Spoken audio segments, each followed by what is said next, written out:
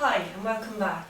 I'm now here in the Resource Centre and with me is the Chairman of the Management Committee, Owen Doody. Owen is going to give us a tour of the centre and inform us about the various activities that take place here. Hello Anne. We're currently in the multimedia room. Like all the rooms within the centre, its uses are multifunctional. It's used for meetings, arts and crafts. The newly established Open Learning Centre runs courses here, including photography, computers, business courses and many more. If you want to continue on, you can go across the hall and continue to the door.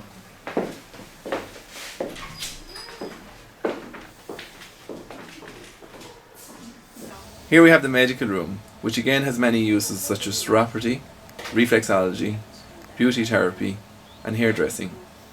Next to the medical room we have shower facilities. This is our small kitchenette, which is used as a shop for various functions in the centre, especially bingo and other activities. The main hall is lined out for basketball, volleyball and 3 badminton courts. It is also extensively used for activities such as indoor soccer, underage hurling and football. The hall has also facilitated such events as fashion shows, Who Wants to Be Thousandaire, Black Yoles and many more. Once a month on a Saturday night, we have social and old-time tea dances. Also in the hall, every Friday night we have bingo. And at the far side of the hall, we have 2 dressing rooms and a green room, which is used for small meetings and courses and is fully networked for computers. Upstairs above the hall, we are currently developing a top-of-the-range gym facility, which will be opening shortly.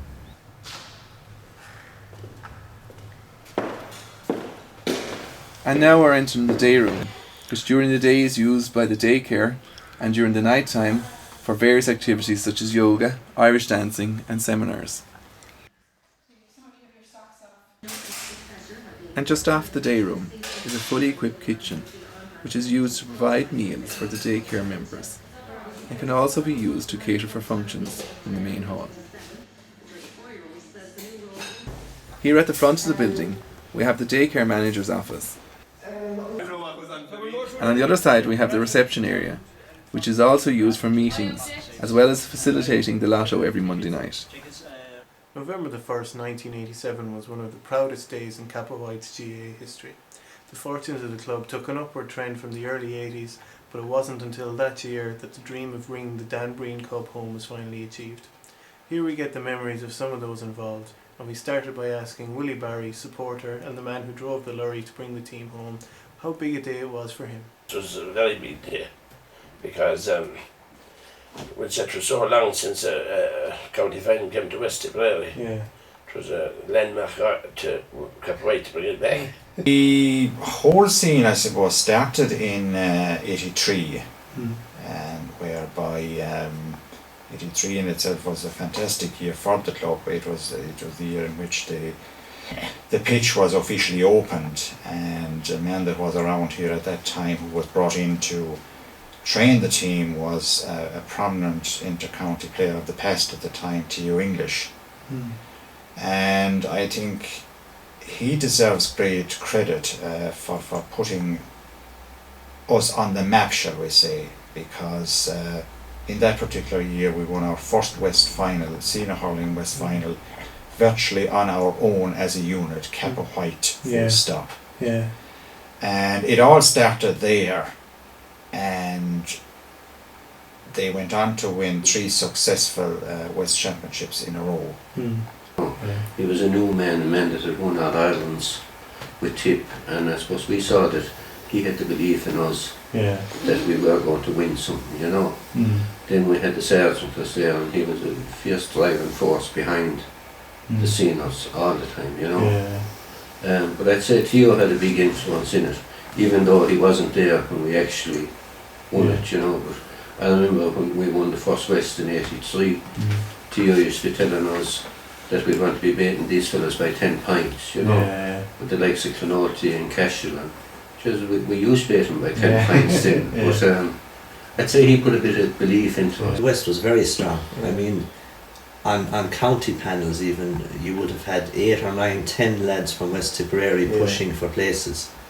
And with Tipperary hurling was kind of down, as everyone knows, and in the 80s, 87 obviously they came back, and the West had a big bearing in Tipperary coming back. I have no doubt about that. And that was proving in the very early 80s with the 3 in a row under 21s. There was 7 or 8 or even 9 Tipperary fellas on the panel. Yeah.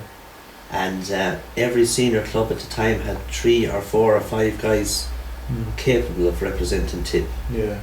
In fact, I remember one very proud night for Cappawhite when I think 5 of the 6 Tipperary forwards in a game against Cork in Kilmallock, I think, were 5 Cappawhite lads. Yeah. Did you think you were ever going to win the county championship after all the near misses? I suppose it's like everything, we never give up hope, like, but after getting beaten in 86, I suppose it looked as though it was dwindling away from us. Some of the team were struggling on, some were youngish enough, but having been beaten in 86, I suppose it did seem to be getting away from us. But Jim, I always hoped we would now, but for me, I suppose the older I was getting, the harder I thought it was ever going to be for me. I knew that Kappa would win one, but I was afraid that maybe I wouldn't be on it. Because I was the oldest around that time on the senior team. Yeah.